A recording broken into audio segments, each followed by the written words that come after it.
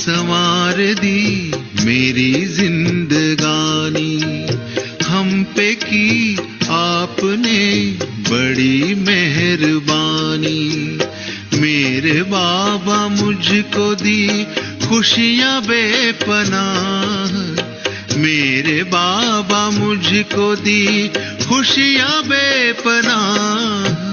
आपकी इनायतें हैं आपकी निशानी, आपने संवार दी मेरी जिंदगानी।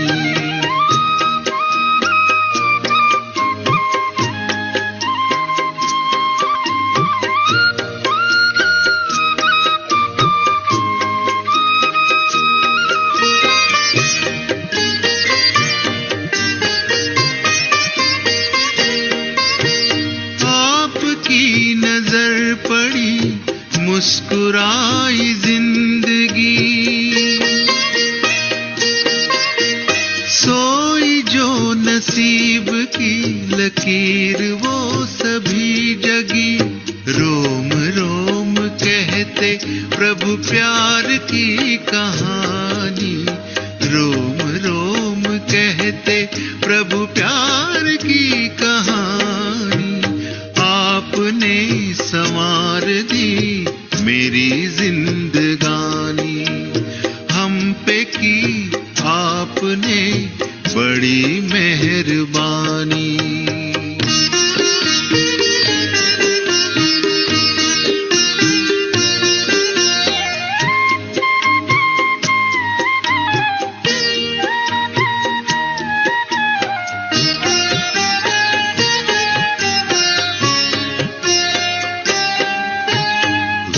के दास्तां गए, मन के फूल खिल गए, अश्क मेरे इन नयन के मोतियों में ढल गए। आसमां पे है लिखी प्रीत ये पुरानी, आपने संवार दी मेरी जिंदगानी। ओम शांति। सचमुच प्यारे बाबा ने हम सभी के जीवन को संवार दिया। अज्ञान काल में स्वयं को न जानने के कारण हमें तो जिंदगी जीना भी नहीं आता था। कितनी तरह का हलचल थी, शोर था जीवन में, एक भटकाव था, और बाबा ने आकर ठिकाना दे दिया। एक सही जीवन जीने की कला बाबा के द्वारा हमें मिली। मनुष्य जीते तो है, लेकिन कैसे जीना है ये बाबा ने आकर सिखाया। और न सिर्फ जीना, लेकिन ऐसा जीवन जो हीरे जैसा कहलाए, ऐसा जीवन जो न सिर्फ स्वयं का कल्याण करे, लेकिन अनेकों लाखों करोड़ों आत्माओं के उद्धार के निमित्त बने। ऐसी सुंदर ईश्वरीय पढ़ाई बाबा हमें पढ़ाते हैं, जो हमें अति मूल्यवान देवी देवता बना देती है। इस संगम युग के जीवन में बाबा से जो भी सारी शिक्षाएं हमें मिलती है, मीठी मुरली में जो भी आज्ञाएं श्रीमत बाबा से हमें प्राप्त होती है, वो एक एक आज्ञा, एक एक श्रीमत हमारे जीवन को उड़ती कला में ले जाती है। तो ऐसी बाबा की मीठी मीठी शिक्षाओं को सुनते हम सभी जीवन में जरूर उस अतीन्द्रिय सुख का, भगवान के उस निस्वार्थ प्यार का भी अनुभव कर रहे हैं। आज की मुरली में भी बाबा प्यार के सागर के रूप में हमारे सम्मुख है। सबसे पहले तो बाबा ने इसी प्यार का महत्व हम सभी को बताया है कि कितनी ताकत है इस परमात्मा प्यार में, क्या क्या ये कर सकता है, क्या क्या दिला सकता है। और साथ ही एक विशेष शिक्षा बाबा ने जो हमें दी है, बैलेंस की। बैलेंस भी कौन कौन सी बातों में, वो अलग अलग बातें बाबा ने हमें बताई है। किस तरह से बैलेंस ही हमारे जीवन को संतुलन में रखना, यही जो विधि है, यही हमें दुआएं और वरदान प्राप्त कराने का आधार बन जाते हैं। तो बैलेंस से कैसे हमें ब्लेसिंग्स अर्थात दुआएं मिल सकती हैं, वो विधि इस मुरली में बाबा ने हमें समझाई है। मुरली बड़ी है, हम 2 पार्ट्स में इसको लेंगे। 7 मई 1984 के बाबा के ये महावाक्य मुरली का सार है। बैलेंस रखने से ही ब्लेसिंग की प्राप्ति, बैलेंस रखने से ही ब्लेसिंग की प्राप्ति। चले बाबा के सामने, प्यार का सागर, जिसके प्यार की लहरें हमारे तन मन को शीतल करती जाए, उस प्यार की अनुभूति में टिके हुए बाबा की शक्तिशाली दृष्टि अपने ऊपर अनुभव करते हुए हम इन महावाक्यों को सुनेंगे। प्यार के सागर, आनंद के सागर शिव बाबा पद्मा पदम भाग्यवान बच्चों प्रति बोले, आज प्रेम स्वरूप, याद स्वरूप बच्चों को प्रेम और याद का रिटर्न देने के लिए प्रेम के सागर बाप इस प्यार की महफिल के बीच में आए हैं। पहली लाइन में कितना प्यार लुटाया बाबा ने, देखो। आए ही किस लिए है? बच्चों के याद प्यार का रिटर्न देने के लिए, उसका रिस्पॉन्स देने के लिए।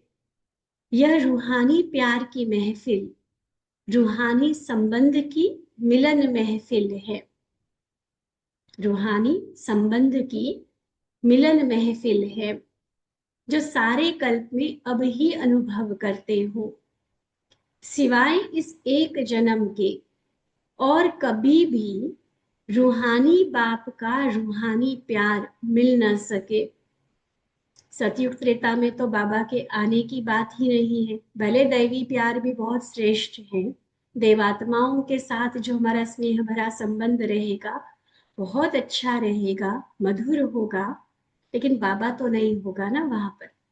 और द्वापर युग से भक्ति के हिसाब से हमने बाबा से भले प्यार किया, लेकिन डायरेक्ट भगवान आकर मुझे प्यार करे, उस प्यार की अनुभूति का जो चांस है वो सिर्फ अभी है, संगम युग पर, जब बाबा खुद हमारे लिए धरती पर आए हैं। साकार में मिलन का अनुभव करते हुए हम इस बेहद प्यार का सुख पाते हैं। तो इसलिए बाबा कहते हैं यह सिर्फ इसी जन्म में प्राप्त है। यह रूहानी प्यार रूहों को सच्ची राहत देता है, सच्ची राह बताता है, राहत देता, सुकून देता है और सच्ची राह बताता है, सच्ची सर्व प्राप्ति कराता है। सब कुछ तो लुटा देता है ना बाबा हम पर इस प्यार में। जो सारे खजाने, सारी शक्तियां, गुण सब बाबा हमारे नाम कर देता है। तो इसी प्यार में हम सर्व प्राप्तियों से भरपूर हो जाते हैं। बाबा पूछते, क्या ऐसा कभी संकल्प में भी आया था कि इस साकार सृष्टि में और इस जन्म में और ऐसी सहज विधि से ऐसे आत्मा और परमात्मा का रूहानी मिलन सन्मुख होगा? दिल पर हाथ रख के पूछे अपने आप से, कभी संकल्प में, कभी कल्पना में, कभी स्वप्न में भी ये चीज सोची थी? भगवान से मिलन, भगवान का प्यार हम पाएंगे, ऐसे मिलन मनाएंगे इसी जन्म, इसी तन में, इस विधि से हम मिलन का अनुभव करेंगे। नहीं था ना कभी भी माइंड में। जैसे बाबा के लिए सुना था कि ऊंचे ते ऊंचा, बहुत तेजों में, बड़े ते बड़ा है, वैसे ही भक्ति में क्या मान्यता थी हमारी? भगवान के लिए भी बहुत बोलते थे कि ऊंचे ते ऊंचा, हजारों सूर्यों से तेजों में। और ऐसे ही मिलने की विधि को भी क्या समझते थे? क्या इजी लगता था मिलना भगवान से? नहीं, कहते थे मिलने की विधि भी बड़ी मुश्किल और बड़े अभ्यास से होगी। ये सोचते सोचते ना उम्मीद हो गए थे। भक्ति की कहानियां निकाल कर देखो, हजारों हजारों साल तब तप करना पड़ेगा, इतना कष्ट सहना पड़ेगा, इतना त्याग करना पड़ेगा, तब कहीं भगवान जाकर प्रसन्न होंगे और एक वरदान देंगे, कुछ क्षण के लिए दर्शन देंगे। ये मान्यताएं थी हमारी भक्ति में। ऐसे ही था ना? क्या कभी ये सोचा था कि इतना इजीली बाबा से मिल पाएंगे, और वो भी लंबे टाइम तक, हर पल का साथ का अनुभव उसका, घंटों साकार में भगवान हमारे सम्मुख रहेगा, और फिर वैसे भी हर कर्म में साथ निभाएगा। नहीं था ना? कभी इमेजिन भी नहीं कर पाए थे हम ये चीज। एकदम हम नाउम्मीद होकर बैठ गए थे, पता नहीं हमारे कहाँ ऐसे भाग्य, हम कहाँ इतनी मेहनत कर पाएंगे, कहाँ इतनी तपस्या कर पाएंगे। नाउम्मीद होकर, दिल शिकस्त होकर बैठ गए थे, और बाबा ने नाउम्मीद बच्चों को उम्मीदवार बना दिया, दिल शिकस्त बच्चों को शक्तिशाली बना दिया। कब मिलेगा अब ये प्रश्न नहीं है, इंतजार नहीं है, लेकिन अब मिलन का अनुभव करा दिया, सारे प्रॉपर्टी का अधिकारी बना दिया। सोचो और बाबा के उस प्यार में खो जाओ। ये एक एक महावाक्य ना हम सिर्फ लेक्चर की रीति से नहीं सुने, बार बार हम आपस में ये चीज याद करते हैं, कराते हैं, कि बाबा का एक एक महावाक्य हमारी रियलाइजेशन की लेवल तक जाए, अनुभूति हो जाए हमारी, सिर्फ ज्ञान, सिर्फ नॉलेज नहीं कि हाँ जी जान लिया, नहीं। ये जितनी बातें बाबा ने प्यार के लिए बताई ना, वो मेरा अनुभव बन जाए कि हाँ सच में ये होता है भगवान का प्यार। ठीक है? तो मिलन का अनुभव कराया, शक्तिशाली बना दिया, सारी प्रॉपर्टी का अधिकारी बना दिया। अभी अधिकारी आत्माएं अपने अधिकार को जानते हो ना, अच्छी तरह से जान लिया है व जानना है। आज बाप दादा बच्चों को देख रूरिहान कर रहे थे। बच्चों को जो भी अवस्था दिखती है, जो भी रिजल्ट बच्चों का दिखता है, तो बाप और दादा आपस में उनकी बात चल रही थी कि सभी बच्चों को निश्चय भी सदा है, प्यार भी है, याद की लगन भी है, सेवा का उमंग भी है, लक्ष्य भी श्रेष्ठ है। किसी से भी पूछेंगे क्या बनना है, तो किसमें हाथ उठाते? सभी कहेंगे श्री लक्ष्मी नारायण बनने वाले हैं। राम सीता कोई नहीं कहते। 16,000 की माला भी दिल से पसंद नहीं करते। क्या कहेंगे? 108 के माला के मणके बनेंगे। उमंग तो सबको रहता है ना, तो बाबा सब देखते हैं। निश्चय भी है, प्यार भी है, लगन भी है, सेवा भी करने का उमंग है, और लक्ष्य भी बहुत ऊंचा रखते हैं। सेवा में, पढ़ाई में, हरेक अपने को किसी से कम योग्य नहीं समझते। फिर भी अब ये सब कुछ होने के बावजूद भी, जिसके लिए बाबा को संकल्प चलता, क्या करते बच्चे? फिर भी सदा एक रस स्थिति, सदा उड़ती कला की अनुभूति, सदा एक में समाये हुए, देह और देह की अल्पकाल की प्राप्तियों से न्यारे, विनाशी सुध बुध भूले हुए, ऐसी सदा की स्थिति अनुभव करने में नंबरवार हो जाते हैं।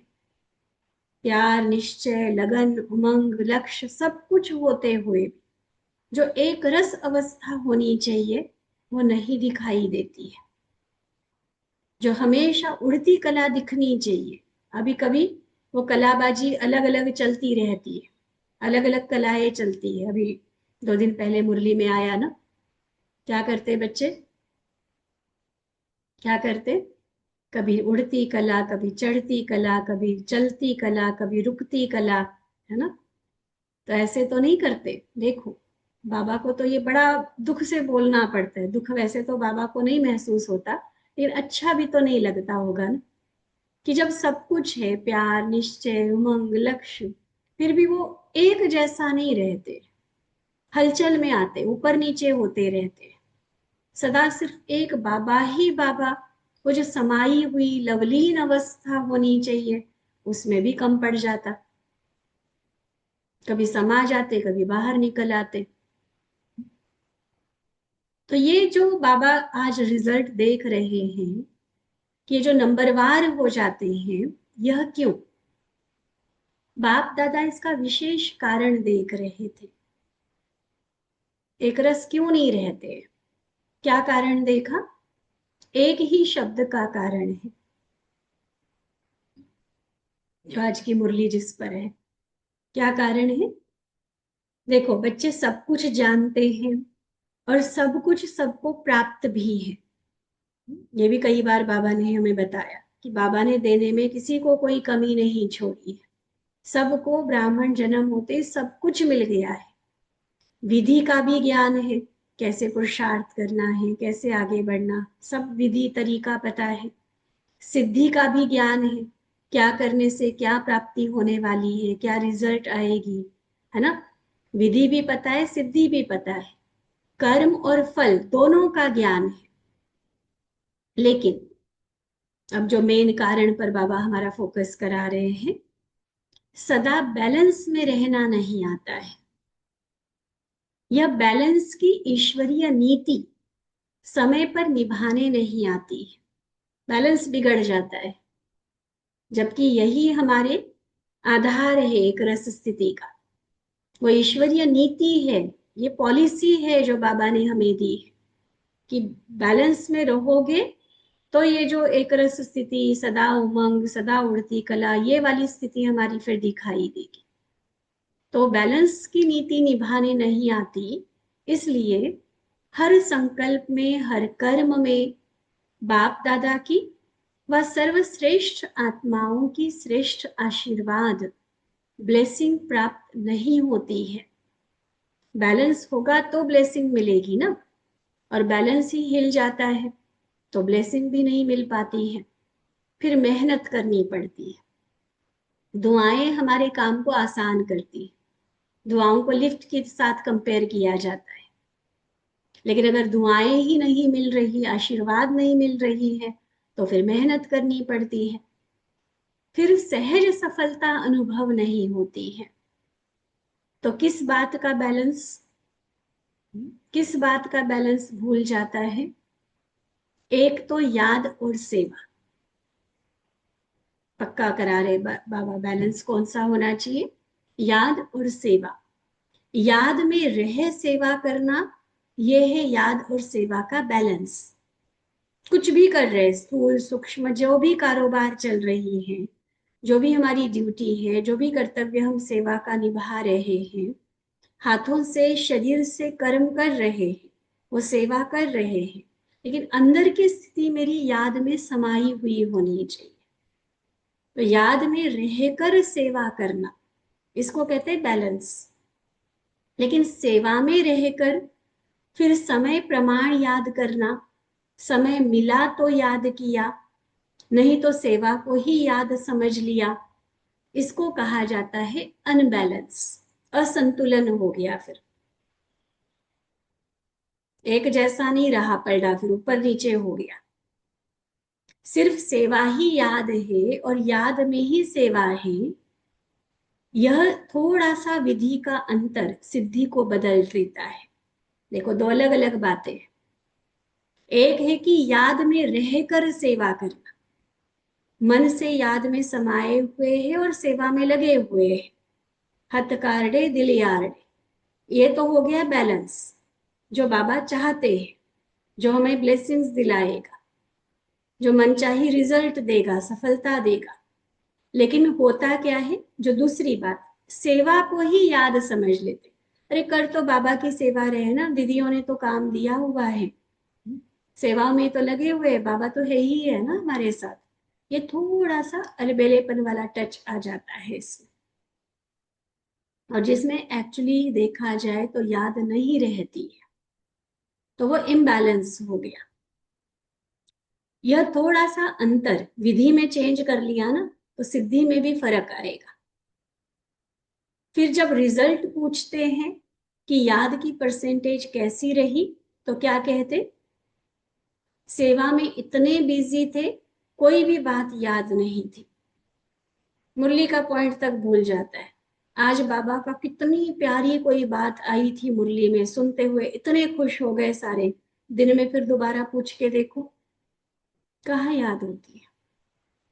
और सिर्फ ये ज्ञान याद करने की बात नहीं है, मेन है बाबा की याद नहीं याद होती। हम इतने कर्म कॉन्शियस हो जाते हैं, उस कर्म में ही इतने तल्लीन हो जाते हैं कि बाबा कहाँ है, कहाँ याद रहता है बाबा। चाहे सेंटर पर सेवा कर रहे हैं, लेकिन सेवा अपनी जगह है, क्या उस सेवा में बाबा की याद है? कहेंगे समय ही नहीं था, या कहते सेवा भी तो बाबा की थी ना, तो बाबा तो याद ही था। ये बहानेबाजी, अपनी गलती को छिपाने के लिए उसको जस्टिफाई कर रहे हैं कि नहीं, बाबा तो याद होता ही है ना हमेशा, जब बाबा का ही काम कर रहे हैं। लेकिन अब बाबा की बात सुनो, बच्चों की तो हम ही खुद वही सारी चीजें बोलते हैं, लेकिन बाबा का उत्तर क्या है? जितना सेवा में समय और लगन रही, क्या उतना ही याद की शक्तिशाली अनुभूति रही? अगर हम कहते कि सेवा करते याद है ही है बाबा, तो जैसे सेवा में कितनी लगन से करते, एक्यूरेट होना चाहिए, कोई चीज ऊपर नीचे नहीं होनी चाहिए, कोई नाराज नहीं होना चाहिए, सबको सब कुछ मिलना चाहिए, और जो भी जिसकी ड्यूटी है कितना परफेक्टली उसको करने का उमंग रहता है। क्या इतना ही गहरा अनुभव याद की अवस्था का रहा? क्या वो आत्मा में वो शक्ति की अनुभूति रही? बाबा के साथ का वो अनुभव रहा? जितना सेवा में स्वमान रहा, क्या उतना ही निर्माण भाव रहा? एक और बैलेंस हो गया, ये बैलेंस रहा? बाबा पूछते, चेक करो। सेवा का स्वमान तो रहता है, आज तो मुझे बहुत बड़ी जिम्मेवारी मिल गई, आज तो स्टेज पे भाषण मिल गया, आज तो वीआईपी को अटेंड करने का मिल गया, जो भी, आज तो दीदी, बड़ी दीदी का खाना बनाने का मिल गया, परोसने का मिल गया, जो भी सेवा मिलती है, नशा स्वमान अनुभव करते हो, लेकिन क्या उतना ही निर्माणता वाला भाव रहा? कि एक्चुअली करावनहार तो बाबा है ना, हम तो सिर्फ निमित्त है, तो हमें अभिमान किस बात का? तो क्या ये निर्माणता वाला भाव भी स्वमान के साथ बैलेंस में रहा, या सिर्फ स्वमान स्वमान कहते कहते कुछ अशुद्ध नशे में चले गए, अभिमान में आ गए? ये चेक बाबा करवा रहे हैं। बहुत बड़ी, बहुत अच्छी सेवा की, यह स्वमान तो अच्छा है, लेकिन जितना स्वमान उतना निर्माण भाव रहे। करावनहार बाबा ने मुझे निमित्त बनाकर सेवा कराई, यह है निमित्त और निर्माण भाव, और मैंने किया जहां आएगा वहां अभिमान आएगा। बाबा ने कराया, ये भी मेरा अहो सौभाग्य जो बाबा ने मुझे चुना इस सेवा को करने के लिए। वो भाग्य का नशा रहना अलग बात है, लेकिन सेवा का नशा थोड़ा उल्टा नशा हो जाता है कि देखो मैंने कितनी बड़ी सेवा की, कितने बड़े व्यक्ति को ज्ञान में चलाया, बहुत तरह की होती है ये बातें। मैं इतनी धन की सेवा करता, मैंने सेंटर बना के दे दिया, कहीं जाना होता है बहने तो मुझे ही लेकर जाती है, बड़े तरह के अभिमान हो जाते हैं बहुत सारे। तो बाबा कहते हैं कि इसमें क्या ये याद रहता है कि करावनहार तो बाबा है ना, बाबा नहीं होता तो सेवा कहाँ से करते? जैसे भी कुछ दिन पहले मुरली में आया था, बाबा नहीं आता तो चक्र ही नहीं फिरना था, जैसे चाबी दिए बिना घड़ी चलती नहीं ना। तो ऐसे बाबा करावनहार है तो ये सेवाएं हो रही है, मुझे तो बस निमित्त बनने का भाग्य मिला है। तो ये स्वमान और निर्माणता का बैलेंस, निमित्त बने, सेवा अच्छी हुई, वृद्धि हुई, सफलता स्वरूप बने, यह स्वमान अच्छा है, लेकिन सिर्फ स्वमान नहीं, निर्माण भाव का भी बैलेंस हो। यह बैलेंस सदा ही सहज सफलता स्वरूप बना देता है। स्वमान और निर्माण, तब मिलेगी सफलता। स्वमान भी जरूरी है। और भक्तों की तरह हीन भावना वाली बात नहीं ना कि हम तो दास हैं, हम तो कुछ लायक नहीं है, वो बातें तो बाबा ने खत्म कर दी। स्वमान भी जरूरी है, लेकिन देह भान नहीं, स्वमान। लेकिन स्वमान और निर्माण दोनों का बैलेंस न होने के कारण स्वमान देह अभिमान में बदल जाता है, जिसको लोग भी कहेंगे ये तो ना बड़े अक्कड़ है, इसमें बड़े घमंडी है। और हम कहेंगे नहीं, हम तो जिस स्वमान में रहते हैं, बाबा ने कहा है ना स्वमान में रहो, लेकिन बाबा ने सिर्फ स्वमान नहीं सिखाया है, स्वमान के साथ निर्माण भाव भी है। हमारा 7:30 बजे वाला जो ट्रैफिक कंट्रोल का गीत है ना, पहले भी हमने इस लाइन को याद किया था। उसमें बड़ी प्यारी लाइन आती है, हमसा नहीं कोई जमाने में, रचना रचता का ज्ञान जिसे। ये स्वमान है कि जो ज्ञान हमें मिला है वो और किसी के पास नहीं है। जैसे अभी ऊपर बाबा ने इस मुरली में भी कहा, जो प्यार बाबा से हमें मिल रहा है, सिर्फ ये ब्राह्मणों का अधिकार है और किसी को ये नहीं प्राप्त है। तो ये स्वमान है। लेकिन उस गीत में नेक्स्ट लाइन आती है, पहली लाइन है हमसा नहीं कोई जमाने में, रचता रचना का ज्ञान जिसे। पर सेकंड लाइन आती है, पर ऐसा भी बनना होगा नहीं कभी अभिमान जिसे। ये है स्वमान और निर्माणता का बैलेंस। ठीक है, तो सेवा की खुशी रहे, सफलता मिली, सबने बहुत अच्छा काम किया, मैंने अपनी जिम्मेवारी बहुत अच्छे से निभाई, स्वमान स्वमान की खुशी, स्वमान का नशा, सब अच्छा है। बाबा मना नहीं करते, और ही बाबा की खुद श्रीमत है, स्वमान में रहो। वाह बाबा, आपने निमित्त बनाया तो मैंने यह किया। मैंने नहीं किया, आपने निमित्त बनाया। यह मैंपन स्वमान को देह अभिमान में लाता है। अगर मैंपन आया ना, मैंने किया, बाबा तो भूल गया और वहां आ गया फिर स्वमान खत्म होके अभिमान।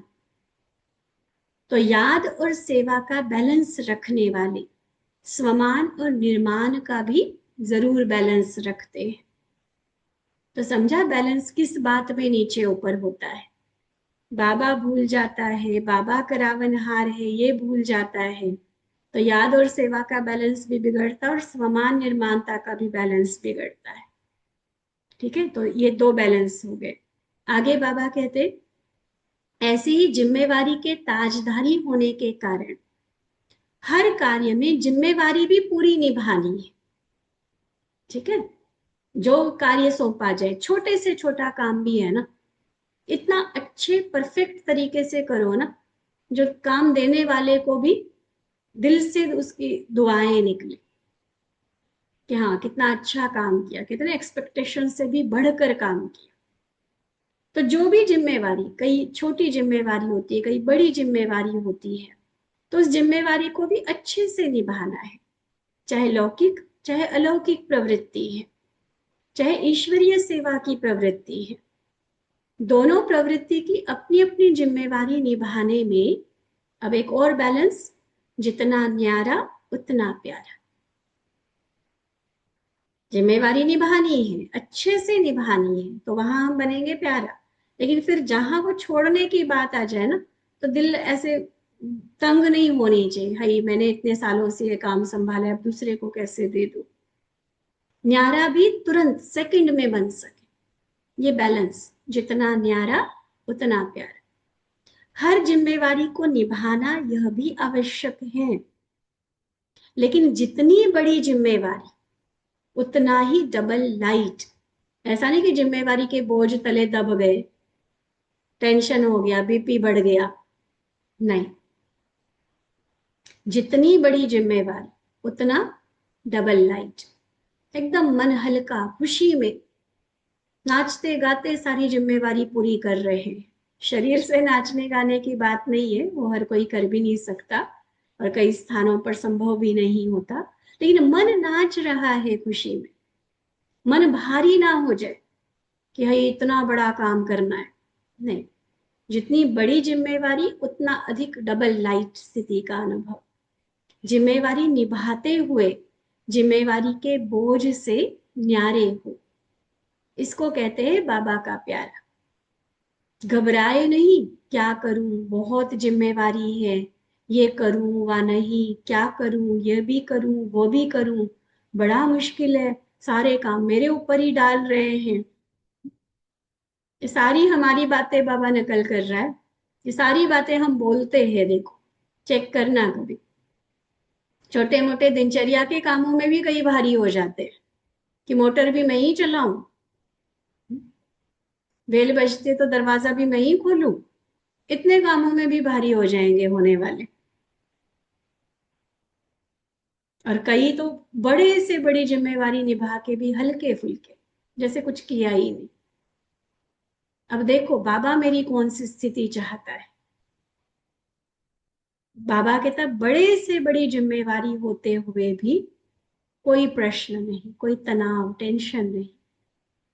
क्योंकि ये जब महसूस करते हैं ना, जो शब्द अभी सारे बाबा ने सुनाए, हमारे शब्द, करूं नहीं करूं, क्या करूं, कैसे करूं, ये भी करूं वो भी करूं, इतना सारा वर्कलोड है, इतनी डेडलाइंस है, ये महसूसता अर्थात बोझ है।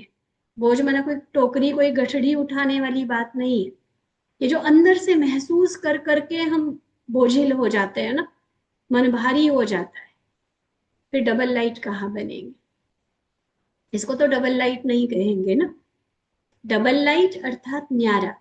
और न्यारा का मतलब ये नहीं कि जो मर्जी होता रहे, नहीं। देखो ये बैलेंस है। काम भी पूरे सिंसियरली करना है, अच्छे से करना है, लेकिन मन में बोझ भी नहीं होना चाहिए, भारीपन नहीं होना चाहिए। कोई भी जिम्मेवारी के कर्म के हलचल का बोझ नहीं। इसको कहा जाता है न्यारे और प्यारे का बैलेंस रखने वाले। ठीक है, पहला बताया याद और सेवा का बैलेंस, फिर बताया स्वमान और निर्माण का बैलेंस, उसके बाद है न्यारे और प्यारे का बैलेंस। ठीक है, ये सारे एक दूसरे से जुड़े हुए हैं। बाबा याद होगा ना, कोई भी सेवा काम करते हुए तो स्वमान और निर्माण भी रहेंगे, तब न्यारे और प्यारे भी रहेंगे। देखो ये जो महसूस था कि मैं नहीं करना, मुझे ही करना, मुझे ही सब कुछ करना पड़ता है, करूं नहीं करूं, ये भी महसूसता क्यों आती है? क्योंकि यहाँ भी तो मैंपन आता है ना, मुझे करना है करके। फिर याद करो, करावनहार तो बाबा है, हम तो कठपुतली है, हम तो निमित्त है। हमारी सारी डोर तो बाबा के हाथ में, उसने नचाना है, उसने करवाना है, काम उसका है, हम तो निमित्त है। तो कहाँ बोझ महसूस होगा? बोझ महसूस ही तब होता है जब बाबा याद नहीं होता। तो इसलिए ये तीन बैलेंस बाबा ने पक्के कराए, याद और सेवा, स्वमान और निर्माण, न्यारा और प्यारा। आगे बाबा कहते, पुरुषार्थ में चलते चलते पुरुषार्थ से जो प्राप्ति होती है उसका अनुभव करते करते बच्चे बहुत प्राप्ति के नशे और खुशी में आ जाते। बस हमने पा लिया, अनुभव कर लिया, महावीर महारथी बन गए, ज्ञानी बन गए, योगी भी बन गए, सेवाधारी भी बन गए। ये प्राप्ति बहुत अच्छी है, बने ही बाबा के इसलिए है, और बने हैं तो ये तो मिलना ही था सब कुछ, है ना। मिल गया ना सब कुछ, बाबा मिला, कितना ऊंचा ज्ञान मिला, योग की कितनी सुंदर अनुभूतियां हम करते हैं, सेवाएं कितने अलग अलग तरीके की बाबा हमसे करवाते रहते हैं। कई तो और महावीर महारथी की लिस्ट में आ जाते, नामाचार उनका हो जाता, खूब प्रसिद्धि हो जाती, ब्राह्मण परिवार में नाम वाला हो जाता। तो इस खुशी और नशे में बाबा कहते ये प्राप्ति बहुत अच्छी है, लेकिन इस प्राप्ति के नशे में कई बार अलबेलापन आ जाता है। बहुत गहरी बात बाबा समझा रहा है, ध्यान से समझेंगे सब। मिल गया बाबा से, बहुत कुछ हमने पा लिया, ये सच्ची बात है, और उसकी खुशी जरूर होनी चाहिए, जरूर होनी चाहिए, क्यों ना हो, हमारी जैसी किसको होगी। भगवान के प्यार में पल रहे हैं, वो हमारा पालनहार है, किसी बात की कमी ही कैसे हो सकती है। तो ये नशा, ये खुशी बहुत अच्छी बात है, लेकिन अलबेलापन आ जाता। वो कौन सा? जैसे ज्ञानी बने, योगी बने, सेवाधारी बने, लेकिन क्या हर कदम में उड़ती कला का अनुभव होता है, या वही राजी होकर बैठ गए, संतुष्ट हो गए, हाँ जी जो करना था कर लिया आपने?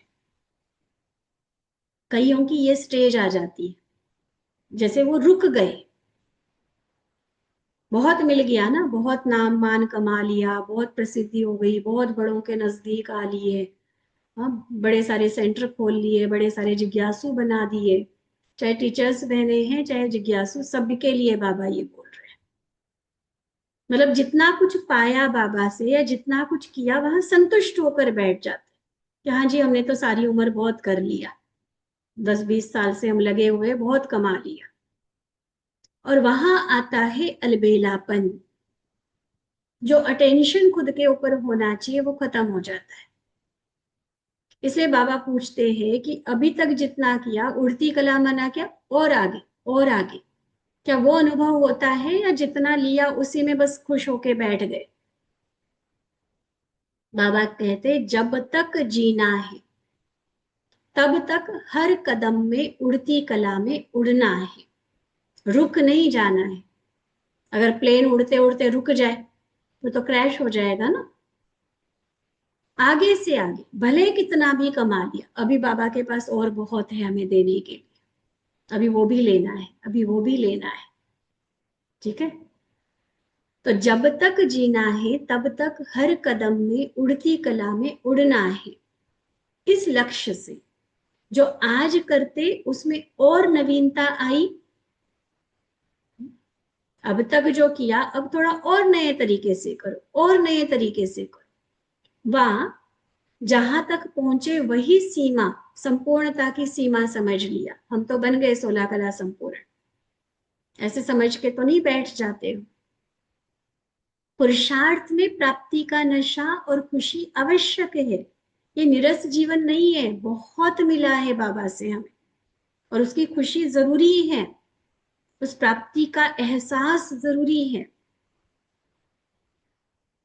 लेकिन हर कदम में उन्नति व उड़ती कला का अनुभव भी आवश्यक है। ठीक है, जो मिला उसके लिए भरपूरता का अनुभव, प्राप्ति का, नशे का अनुभव, खुशी का अनुभव, ये भी जरूरी। और आगे बढ़ना है, और आगे उन्नति करनी है, और नए तरीके से सेवाएं करनी है, ये भी जरूरी है। रुकना नहीं है हमें।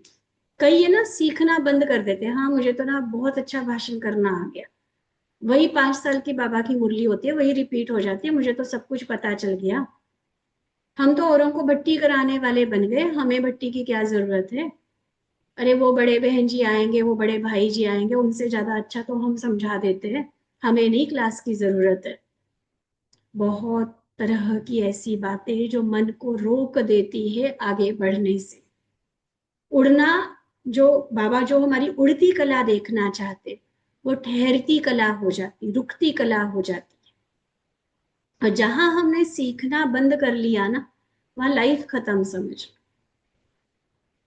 जैसे कहा ना, प्लेन रुक गया तो क्रैश, तो वो हालत हो जाती है।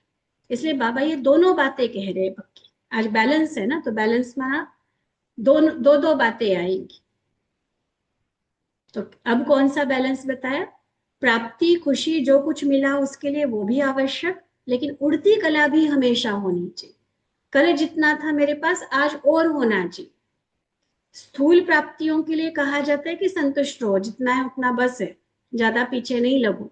लेकिन यहाँ बाबा अलौकिक प्राप्तियों की बात कर रहे हैं, जो बाबा से मिल रहा है उसकी बात चल रही है। तो इसमें राजी होकर, तृप्त होकर नहीं बैठ जाओ। अभी पूरा सागर पड़ा है, अभी तो कुछ बूंदे मिली है हमें, चलो बूंदे नहीं तो बाल्टी भर मिला होगा, टंकी भर मिला होगा, अभी तो पूरा सागर बाकी है जिसको हप करना है हमें। तो बैठ के कहाँ काम चलेगा? ठीक है, तो इसलिए प्राप्ति का नशा और खुशी भी आवश्यक है, और हर कदम में उन्नति व उड़ती कला का अनुभव भी आवश्यक है। अगर ये बैलेंस नहीं रहता तो अलबेलापन ब्लेसिंग प्राप्त नहीं करा सकता।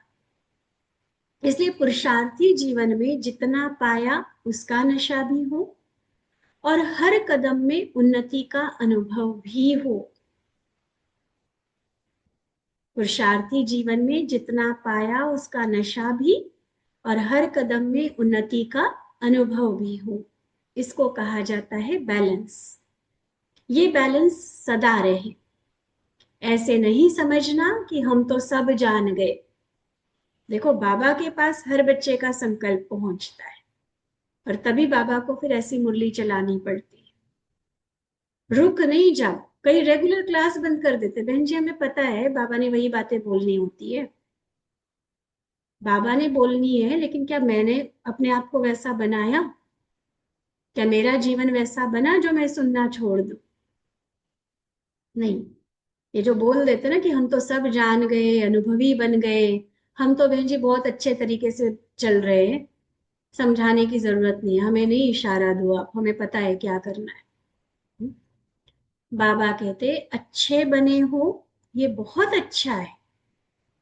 बाबा के पास आए ही अच्छे बनने के लिए ना, तो अच्छे बने, बहुत अच्छी बात है। लेकिन और आगे उन्नति को पाना है, अभी संपूर्ण बने नहीं हो। अगर शरीर में है आत्मा, माना अभी भी पुरुषार्थ जारी रहना जरूरी है। पूरा नहीं हुआ है पुरुषार्थ। तो अब विशेष कर्म कर सर्व आत्माओं के आगे निमित्त एग्जाम्पल बनना है।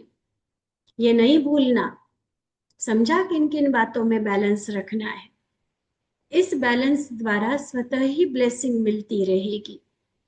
तो समझा नंबर क्यों बनते हैं? वही क्लियर बात बाबा की।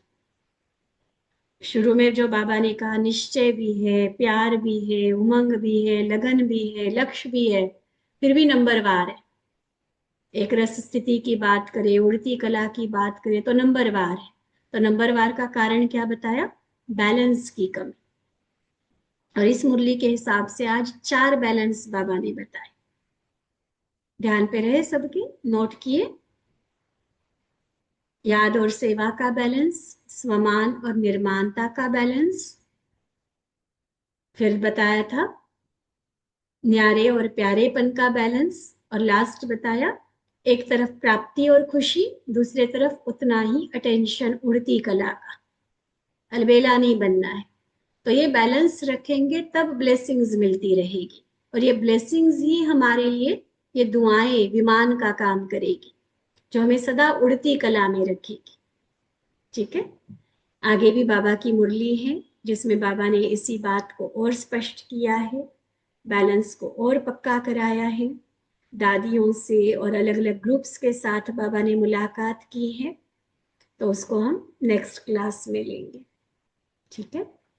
अच्छा, मीठे मीठे सिकिलधे बच्चों प्रति बाप दादा का याद प्यार और नमस्ते।